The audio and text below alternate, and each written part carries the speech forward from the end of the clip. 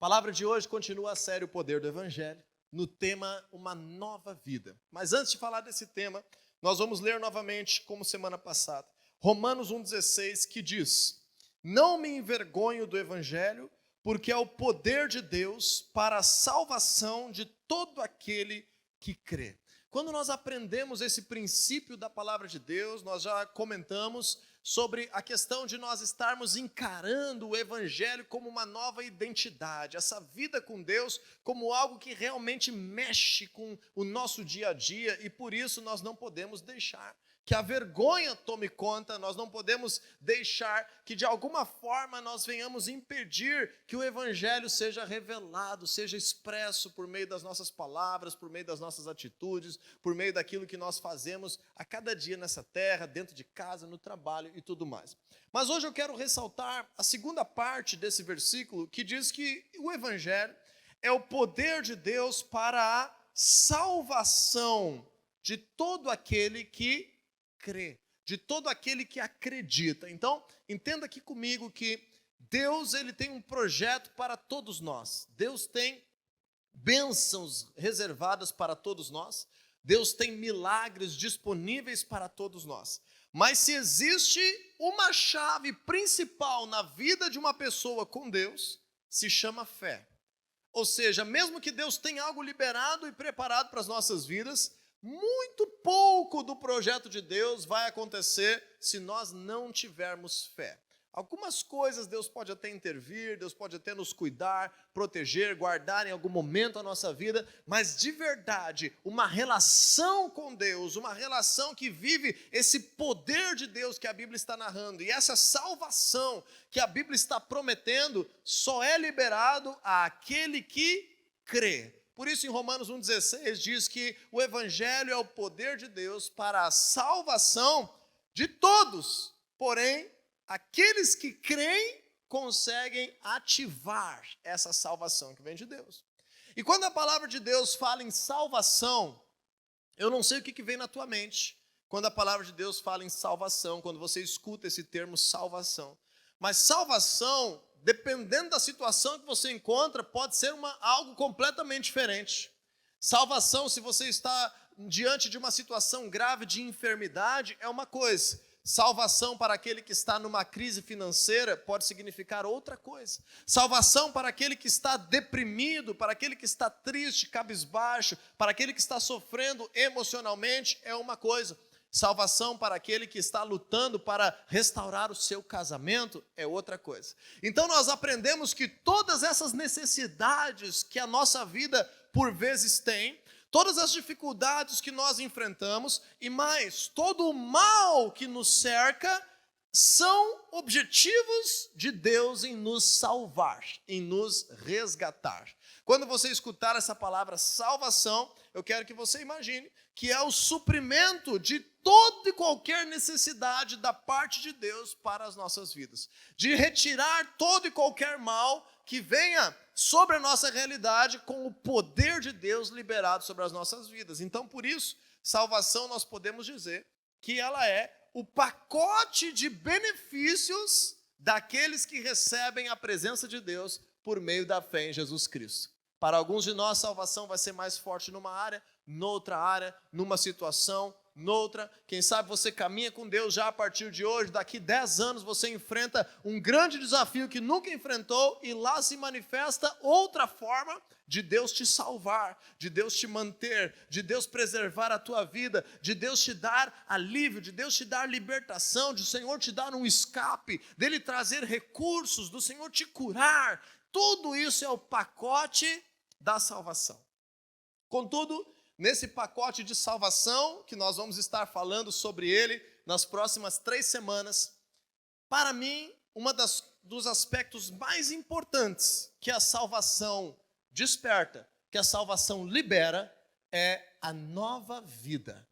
Todas as pessoas que buscam a Deus por meio de Jesus, que recebem salvação, não importa o que estejam vivendo, todos nós precisamos entender, crer e receber uma oportunidade de uma nova vida. Se nós frequentarmos a igreja, frequentarmos os cultos, apenas para que Deus coloque um remédio em algum problema que está acontecendo, e não entendermos a grandeza de recebermos da salvação e do evangelho uma nova vida, nós vamos estar vivendo muito pouco daquilo que Deus tem preparado para nós. Por isso eu escolhi começar a explicar a salvação por esse tema de hoje, que o poder do evangelho libera o quê, gente? Uma nova vida.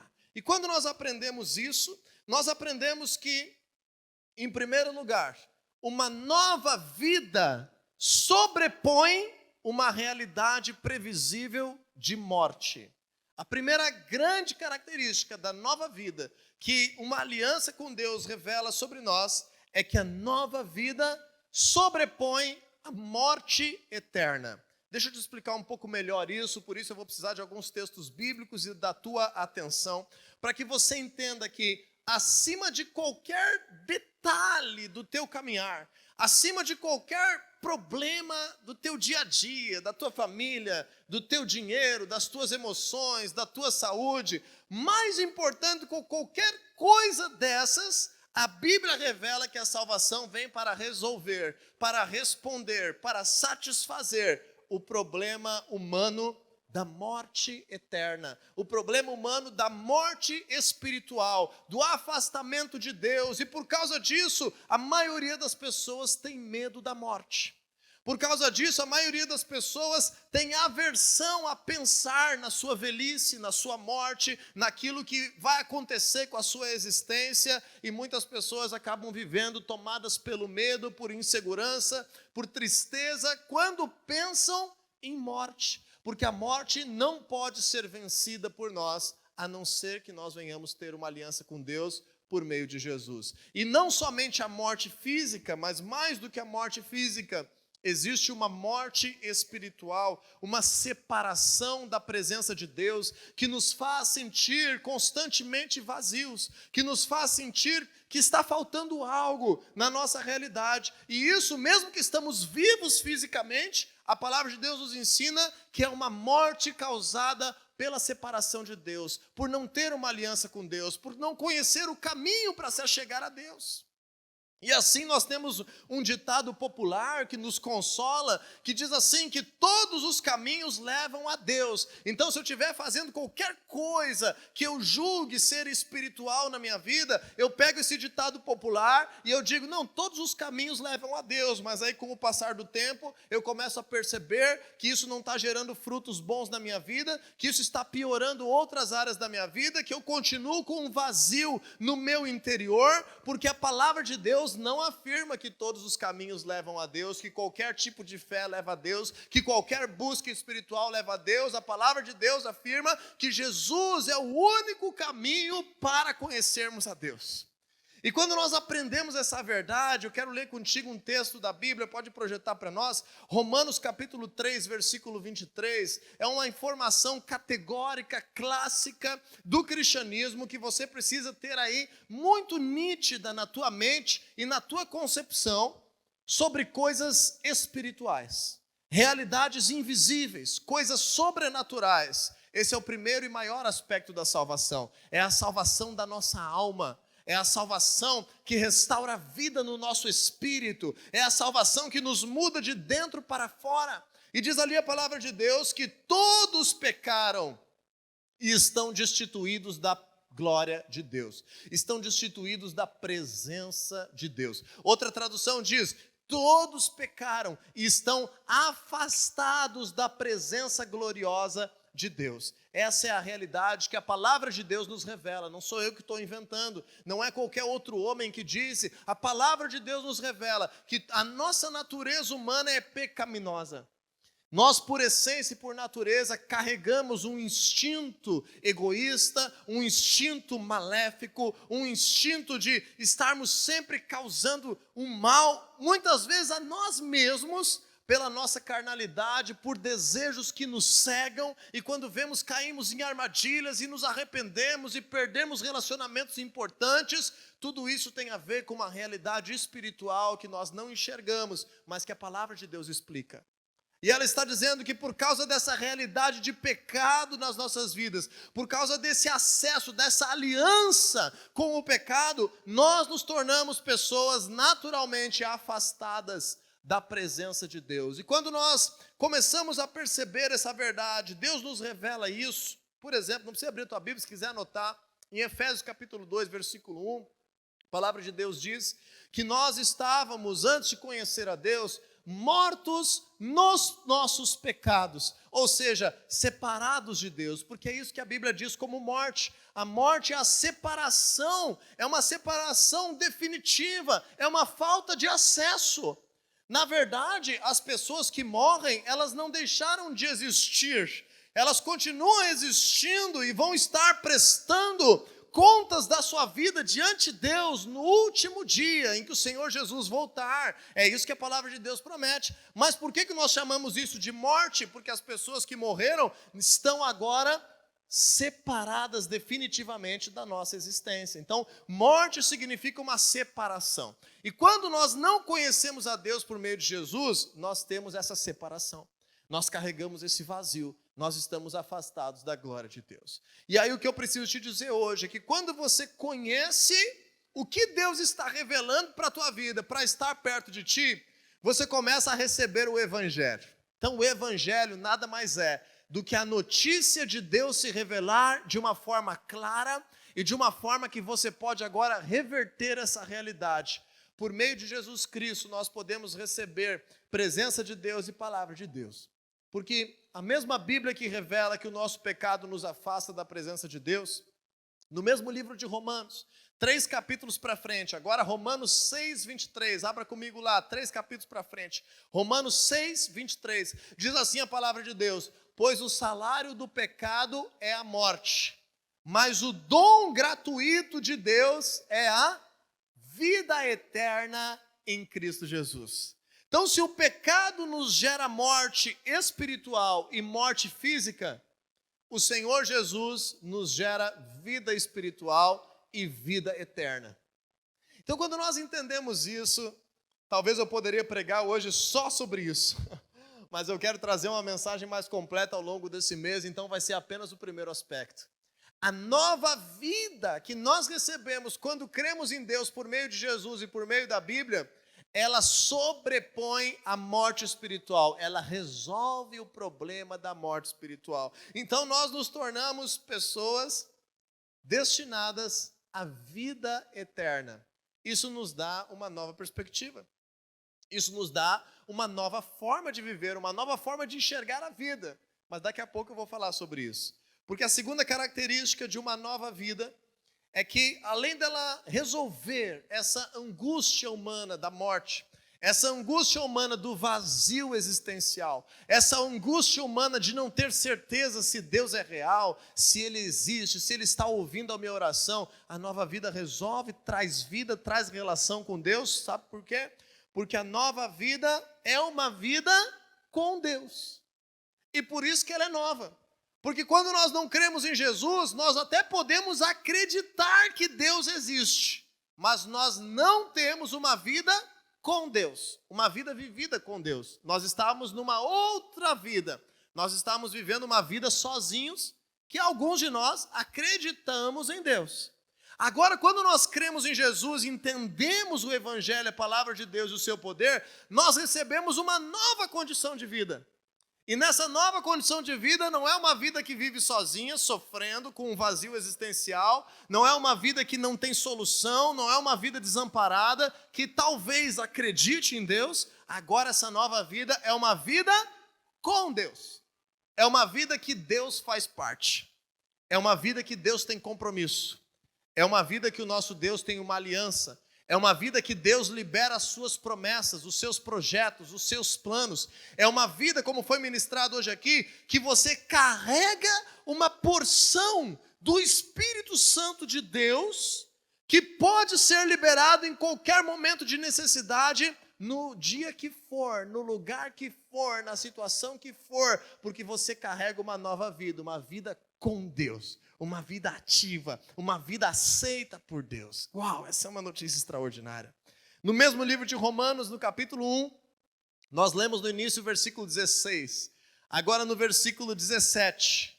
Deixa eu ler contigo esse texto que é maravilhoso da palavra de Deus, porém eu vou ler na nova tradução da linguagem de hoje, que é uma linguagem um pouco diferente, mais acessível, mais compreensível, para nós compreendermos o termo que provavelmente esteja aí na tua Bíblia, mas numa linguagem mais tradicional, que se chama justificados. Nós não entendemos muito bem o que é na Bíblia essa justiça de Deus, ser justificado, ser justo. Nós achamos que para isso nós não podemos mais cometer nenhum deslize, nós vamos ser pessoas infalíveis, nós não vamos mais errar de forma alguma, e daí o cristão sai da igreja achando isso, uau, agora eu recebi Deus e eu sou perfeito. Quando ele chega em casa, ele já teve um pensamento errado. No outro dia de manhã, ele já tropeçou nas próprias palavras, ele já teve um sentimento ruim que lhe dominou, e aí ele começa a se sentir culpado e dizer, é verdade, Deus não está comigo, eu não estou vivendo essa vida, isso tudo era mentira, não é assim, eu não mudei, eu não estou agora perfeito, eu continuo sujeito aos problemas. E isso é verdade, porque ser justo e ser justificado diante de Deus não significa que nós não vamos mais enfrentar desafios. Não significa que nós não vamos mais enfrentar problemas. Não significa que nós não vamos mais lidar com os nossos defeitos e com as nossas fraquezas. Significa que agora nós vivemos uma vida com Deus e por isso nós somos aceitos por Deus para estar em sua presença. E Ele vai te ajudar nas tuas fraquezas, Ele vai liberar poder sobre os teus desafios, Ele vai ouvir a tua oração, Ele vai causar intervenções sempre que necessárias no teu caminhar.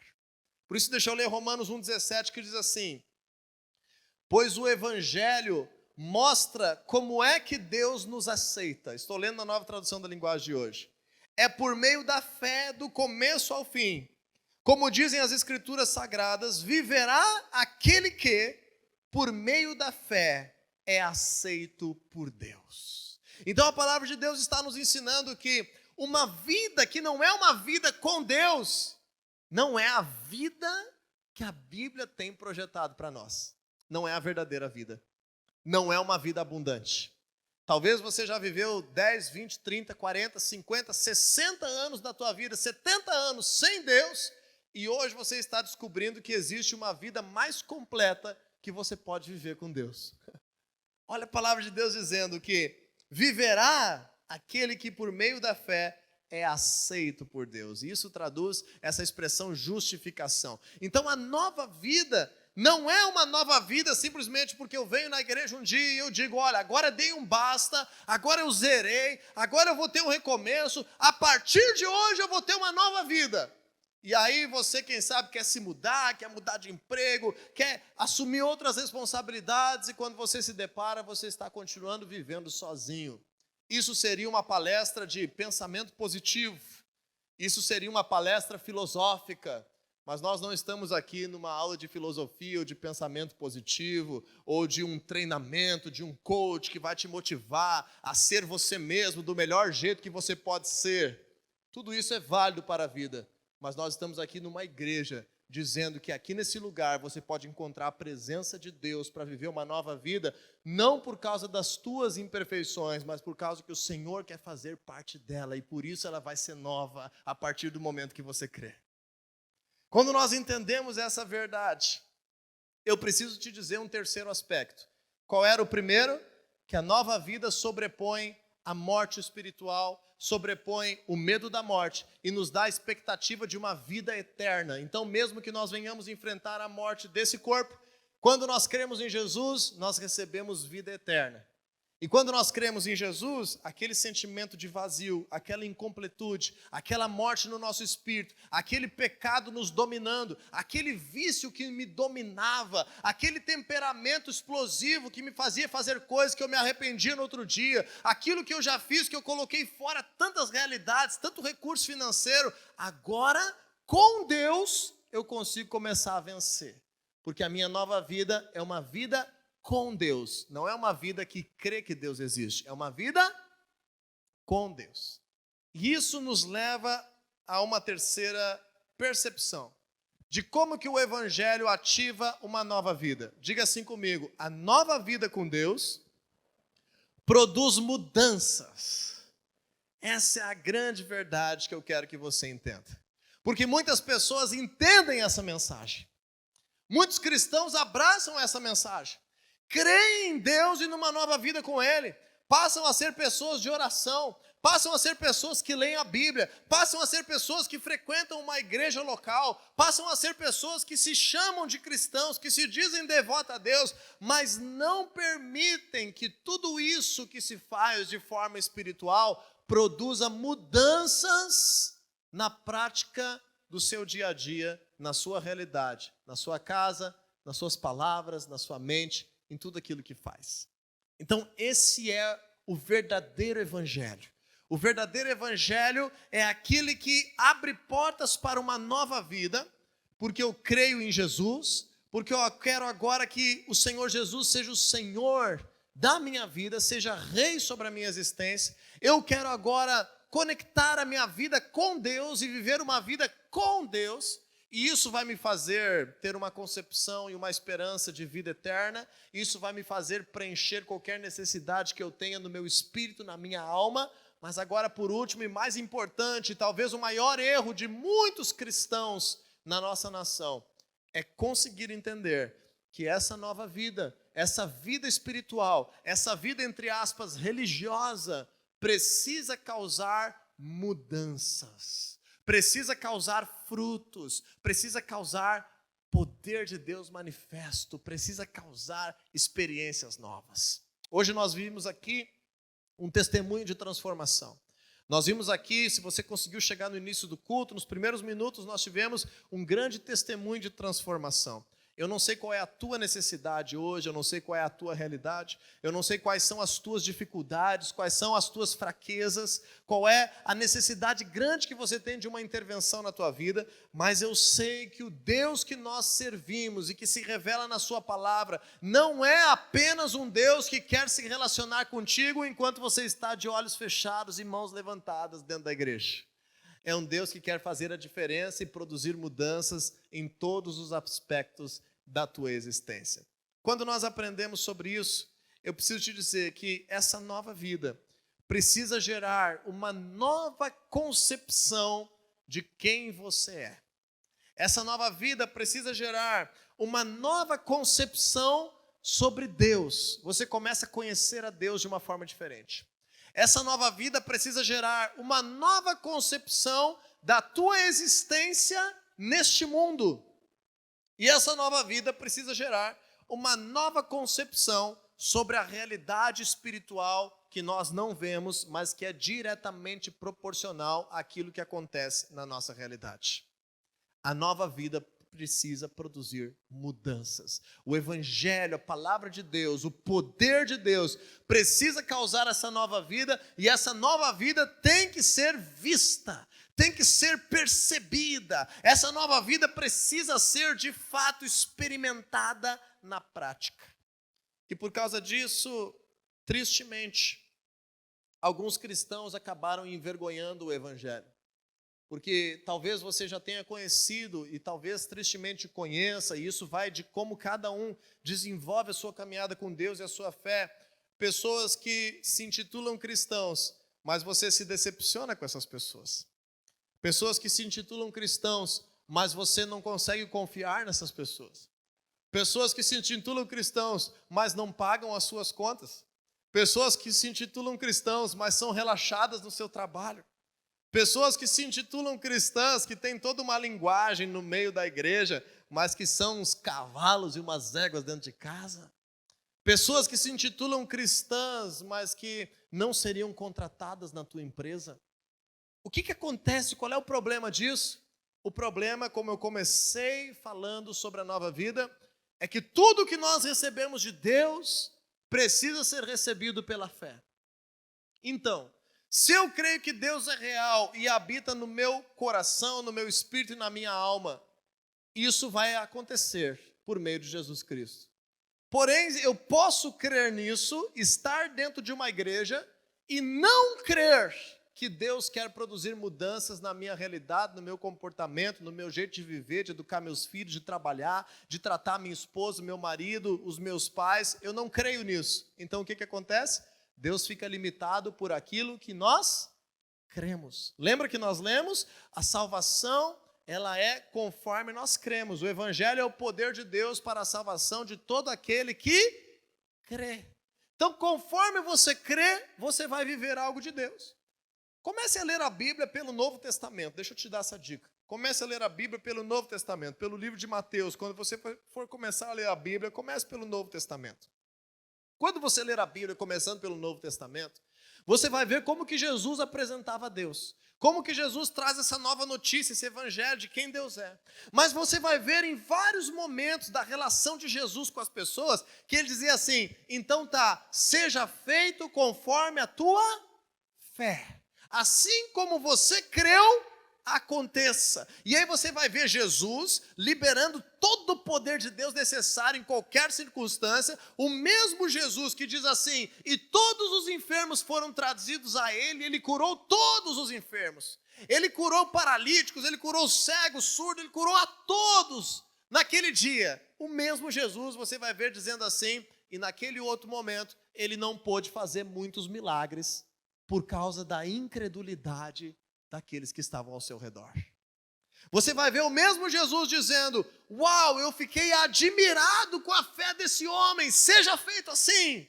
E você vai ver o mesmo Jesus dizendo, homens de pequena fé, até quando eu estarei com vocês? E eles não conseguiram liberar o poder de Deus naquele momento. Você que já leu alguma coisa da Bíblia vai lembrar dessas situações. E você que vai ler, vai lembrar quando lê. E vai entender que no reino de Deus as coisas acontecem proporcionalmente àquilo que nós cremos. Então hoje eu quero ampliar o teu espectro de fé. Eu quero ampliar, eu quero causar uma amplitude nos limites da tua fé. E que você precisa nessa noite acreditar que esse mesmo Deus que pode preencher o vazio do teu coração, conectar o teu espírito a Ele, trazer vida e trazer a presença dEle sobre você, com uma nova vida que não é como um acessório, mas é uma vida com Deus. Essa vida te dá uma vida espiritual. Essa vida espiritual te dá a esperança e a expectativa e a confiança de que nem a morte é o fim, mas que você viverá eternamente em uma outra criação, quando o Senhor Jesus voltar, novos céus se farão aqui nesse lugar, nova terra se fará, aqueles que morreram em Cristo ressuscitarão para uma nova vida. Então a morte é apenas um tempo de espera, e isso que a palavra de Deus nos revela, para aqueles que creem em Jesus. Porém eu quero que você amplie esse espectro, tire Deus apenas das coisas invisíveis, e coloque essa expectativa de uma nova vida para algo visível, e já enxergue você sendo livre de um vício, enxergue você sendo curado de uma enfermidade, enxergue você restaurando o teu casamento, enxergue você prosperando nos teus negócios, enxergue você sendo usado por Deus para abençoar outras pessoas, para abençoar, para trazer salvação, para liberar o poder dele. Enxergue mudanças práticas na tua vida. Por isso eu vou dizer de novo, essa nova vida precisa gerar uma nova concepção sobre mim mesmo. Entenda comigo, eu era um Diego sem Deus, que talvez acreditava que Deus existe, às vezes tinha minhas certas dúvidas. Agora o Diego que creu em Jesus e recebe essa nova vida, precisa se entender de uma forma diferente. Como que o Diego com Deus deve agir dentro de casa?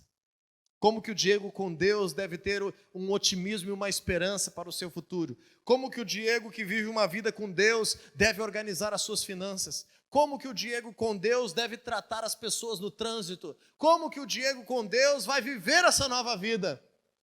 Então eu quero ler um texto bíblico contigo em Romanos também, capítulo 6, versículo 13. Para nós entendermos que quando nós decidimos viver uma nova vida, e essa é uma decisão crendo em Jesus, não é uma decisão baseada na nossa perfeição. É uma decisão crendo em Jesus. Quando nós decidimos viver uma nova vida, agora o pecado não tem mais poder de nos dominar. O pecado não tem poder mais de reger a nossa vida. Nós não somos mais vítimas do pecado. Nós não somos mais reféns do pecado. Mas ele continua nos rondando. Ele continua às nossas portas. Ele continua nos tentando. Porém, agora com Deus, nós temos autoridade para vencer o pecado. Então não permita você mesmo ser um cristão que está sendo dominado pelo pecado. Esse é um cristianismo superficial demais, baixo demais. Não permita ser um cristão que continua sendo dominado pela mentira, que continua sendo dominado pelo adultério, que continua sendo dominado pelo orgulho, que continua sendo dominado pelo ciúme, pela ira. Não permita, você não precisa mais estar vivendo debaixo do pecado. Pelo contrário, diz Romanos 6,13, eu vou ler, quem quiser colocar para nós ali, se tiver a tradução chamada NVT, Nova Versão Transformadora, eu vou ler nessa versão, que diz assim, Romanos 6,13, não deixem que nenhuma parte do seu corpo se torne instrumento do mal para servir ao pecado. Olha só, agora está falando para pessoas que já decidiram por Deus, que já querem viver essa nova vida, querem fazer da palavra de Deus a bússola da sua caminhada, querem andar com Deus, querem ter essa vida ativa. Olha o conselho aqui e o que é possível fazer. Não deixem que nenhuma parte do seu corpo, nenhuma parte, diga assim para o teu irmão aí, nenhuma parte. Nem a mente, nem a língua, nem as mãos, nem os pés, nem a cintura, nem outras partes, nenhuma parte. Nenhuma parte do teu corpo se torne instrumento do mal para servir ao pecado. Nem os olhos, nem os ouvidos, nenhuma parte. Mas em vez disso, entreguem-se inteiramente a Deus. Olha aqui o segredo. Entreguem-se inteiramente a Deus. Conseguiu a versão NVT? Mas em vez disso, entreguem-se inteiramente a Deus. Olha a expressão aqui que está nessa versão. Pois vocês estavam mortos e agora têm o que, gente? Nova vida.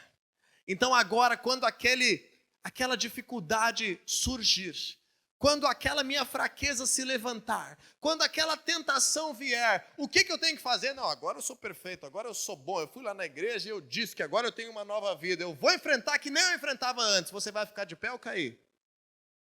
Você precisa fazer o quê? Opa, se levantou uma dificuldade, eu agora vivo uma vida com Deus. O que eu preciso fazer sobre isso? Eu vou orar sobre isso. Eu vou descobrir qual é o conselho da palavra de Deus sobre isso. Eu vou pedir ajuda, eu vou me entregar a Deus, mas eu não vou mais perder para esse pecado que tem me destruído na minha existência. Essa é a promessa de Deus para ti. E esse pecado pode ser algo grave, mas esse pecado também pode ser detalhes tão pequenos do nosso dia a dia. Deixa o Espírito Santo te mostrar. Que pecado é esse? Que situação é essa que você precisa ainda se entregar a Deus para viver condizentemente com essa nova vida? E aí termina o texto dizendo, portanto, ofereçam o seu corpo para fazer o que é certo para a glória de Deus. É aí que eu me refiro. Que muitos cristãos não entenderam esse detalhe da palavra de Deus, de trazer para o seu corpo, para o seu procedimento, para as suas palavras, para a sua forma de agir e viver, mudanças práticas que vão fazer Deus ser glorificado. Glória a Deus pela tua vida, que convidou pessoas para estarem aqui hoje, e essas pessoas vieram. Quer dizer que de alguma forma, Deus está sendo visto na tua vida e na tua realidade. Parabéns pela tua decisão de caminhar com Jesus. E você que nos visita hoje, que ainda não conhece a Deus, que está conhecendo a palavra de Deus hoje pelas primeiras vezes ou retornando depois de muito tempo, receba essa palavra sobre a tua vida como uma nova oportunidade, como um recomeço. E eu termino a minha mensagem nessa noite com apenas mais um texto da palavra de Deus, que está em 2 Coríntios capítulo 5, versículo 17. Eu termino afirmando o seguinte: a nova vida que a palavra de Deus revela por meio de Cristo, a nova vida do Evangelho, dessa nova notícia de viver uma vida com Deus, aceito por Ele, perdoado dos pecados, uma vida em que a maldição pode ser aniquilada, uma vida em que agora eu tenho a relação direta com Deus, poder dEle pode ser liberado de dentro de mim para trazer solução. Essa nova vida, ao mesmo tempo, é uma oportunidade de recomeço. Essa nova vida é uma oportunidade de restaurar aquilo que estava quebrado. Essa nova vida é a chance de nós dizermos, olha, em março de 2022, eu decidi recomeçar com Deus. E se eu recomecei, eu não preciso ter vergonha de pedir perdão para alguém que eu ofendi. na minha velha vida sem Deus. Se eu recomecei, eu não preciso ter vergonha de tratar diferente os meus negócios e fazer agora negócios de acordo com a palavra de Deus. Se eu estou vivendo uma nova vida, eu não preciso ter vergonha de procurar o meu filho e restaurar a relação com ele, de procurar o meu pai e restaurar a relação com ele, porque agora é um recomeço, é uma nova vida.